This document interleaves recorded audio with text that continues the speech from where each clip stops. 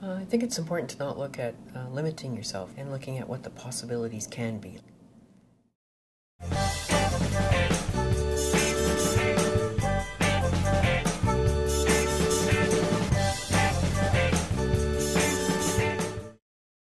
Just over 50 years ago, public sector workers won the full right to organize and engage in collective bargaining. Once that happened, then they began to organize, and it's surprising how quickly they grew.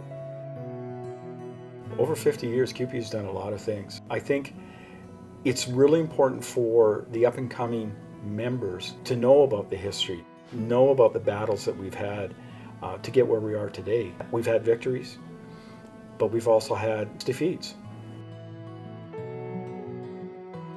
Bringing the public sector into the trade union movement, the depth and strength of the trade union movement was increased by a huge amount.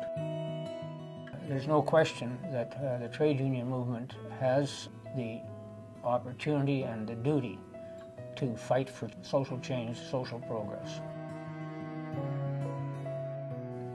That has always been the role of unions, and it has to continue to be that way.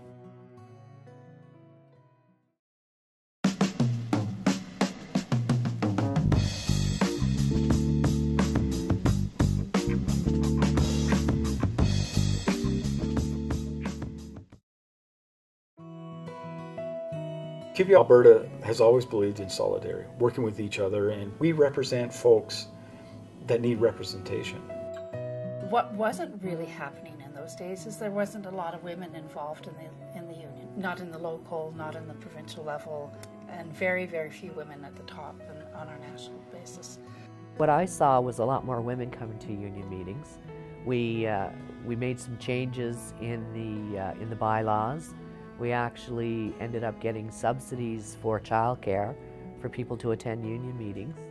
You know, there were all kinds of little changes that made it easier and made it more accessible for women to get involved in the union. Some of the advances that have been made in women's rights can be attributed to the work of CUPE. The first woman to ever be elected to lead a major union was Grace Hartman, the national president of CUPE.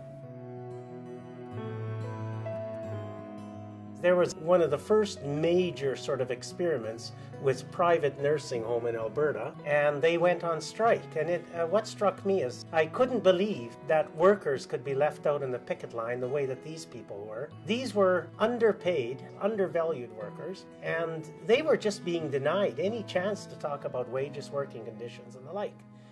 And they managed to organize them and enjoying much better conditions. That's the kind of thing that makes a difference.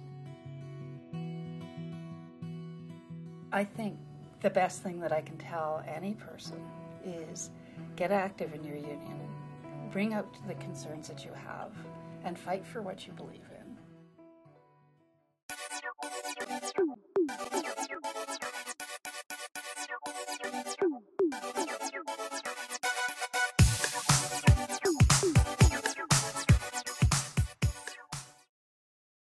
People in Canada, on the whole, have a pretty good life, and they enjoy it largely because of the contribution that trade unions have made. CUPE was the union that went and organized all of those people that originally were thought not to be worthy of organizing. Unions would not only negotiate things to ensure that human rights were protected in the workplace, but they would also take things to the highest courts in the land to fight for things like maternity leave, to fight for things like rights of gay and lesbians to have secure employment.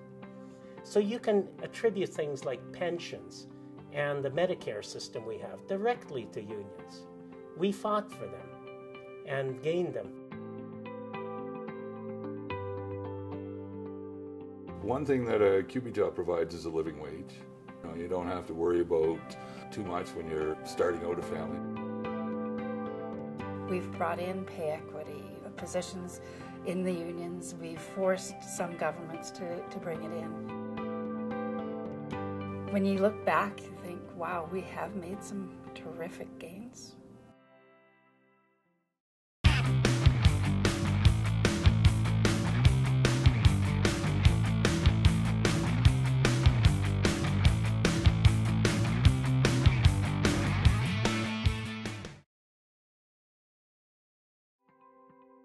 CUPE's focus has always been on the members. It's about making sure that they have what they need, which is that representation. They have that voice. It is a union that is good to belong to in the sense that you are part of the community where you work and where you live. CUPE is very much a part of the public scene. It has brought the attention of millions of regular people to understand trade unions. I mean, every little school board, every little municipality, every little town, we have a presence there. I found it very delightful. You go into a small town, you know, like Claresholm or some of these places, and you'd get hospital workers, school board workers, maybe some town workers or municipal workers, and they only were in a union because they worked in a place where it was organized and we had the RAND formula.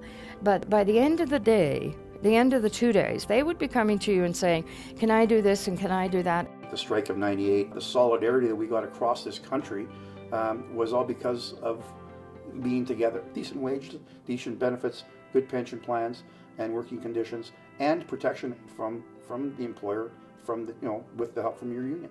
I think that's the key.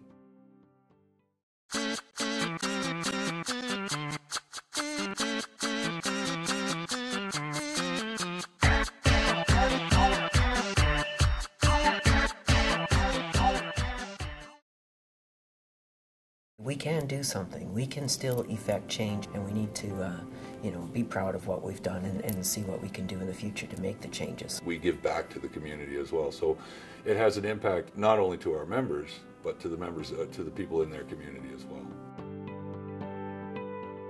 There's two things that people like to believe. The first is that people don't want to belong to a union, and secondly, that this is Alberta, so what's the use? I mean, both of those are false. The whole notion that unions are a thing of the past, is denied by that fact that you have this growth taking place. And that means that the kind of progress they've made in the past will continue to be made if they continue to fight for it. And every indication is that they will.